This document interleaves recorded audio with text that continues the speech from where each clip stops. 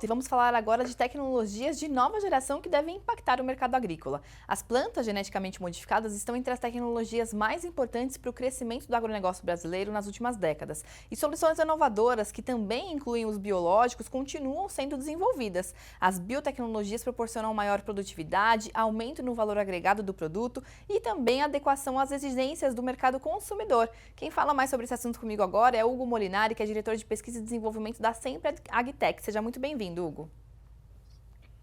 Obrigado, Iá. É um prazer enorme estar aqui com você. Prazer é todo nosso, Hugo. Vamos começar, falando um pouquinho, então, sobre os avanços de plantas e micro-organismos geneticamente modificados, que já são uma coisa muito aplicada pelos nossos produtores, muito utilizadas. Quais as principais culturas, que estão envolvendo esse tema hoje no agro? Como que está a evolução desse assunto? Olha, hoje a gente tem no nosso mercado, contabilizando as principais culturas, né, que é soja, milho e algodão, hoje nós temos as tecnologias incorporadas para a questão de transgenia, são as clássicas, né, como resistência a diferentes classes de herbicidas, e também resistência a insetos, né, algumas classes de insetos. Isso é o que existe hoje no mercado e é o que está sendo utilizado nessas culturas. Existem outras culturas também, de menor expressividade, mas basicamente nessas três culturas é resistência a classes diferentes de herbicidas e alguns insetos praga, principalmente da ordem de lepidópteros. O que está vindo, né, de novo, né, no mercado com traits ou com características novas são tecnologias que eu posso abordar com você, que são as chamadas tecnologias inovadoras de melhoramento de precisão, que elas têm como sigla, né, TIMPs. E aí sim, nessas novas classes ou nessas novas abordagens que utilizam ferramentas biotecnológicas mais modernas, aí possibilidades distintas ou traits distintos, né, ou características para o mercado começam a aparecer. Entendi. Perfeito. Agora falando um pouquinho de uma tecnologia que promete revolucionar aí novamente o campo, eu queria que você falasse um pouquinho sobre os defensivos biodirigidos. Eles podem inclusive ser considerados uma nova classe de proteção de cultivos. Quais os diferenciais dessa tecnologia e qual o potencial também desse mercado? Fazendo um gancho até com o que eu estava falando das TIMPs, né? Essas tecnologias inovadoras de melhoramento de precisão, que inclui a tecnologia do RNA interferente, que é a tecnologia por trás do desenvolvimento desses defensivos biodirigidos, que realmente pode mudar o jogo, né? Ou pode mudar a forma de proteger as plantas, né? Como protetores de cultivo.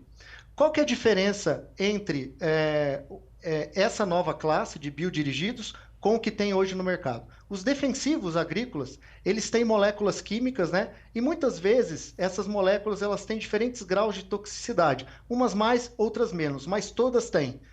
Uma outra coisa que os defensivos, né, químicos têm é que eles não são específicos para o alvo, para matar uma determinada praga, sem afetar outras, né, que são chamadas de não alvo.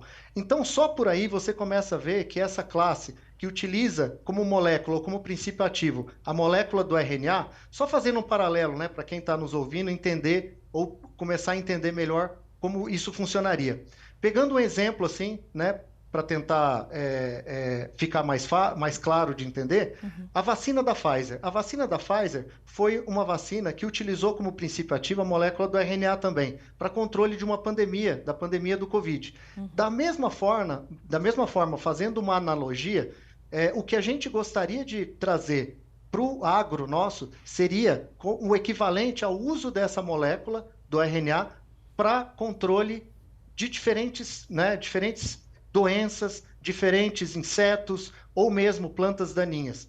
E dessa forma, o uso dessa ferramenta, eu sou muito específico no alvo. Então, eu atinjo exatamente o alvo que eu desenhei, aquela estratégia, sem afetar organismos não alvo. Por exemplo, borboletas, abelhas, né? E até o ser humano, né? Então, assim, é uma tecnologia muito segura, muito inovadora, alvo específico e que vem para revolucionar o mercado de protetores de cultivo.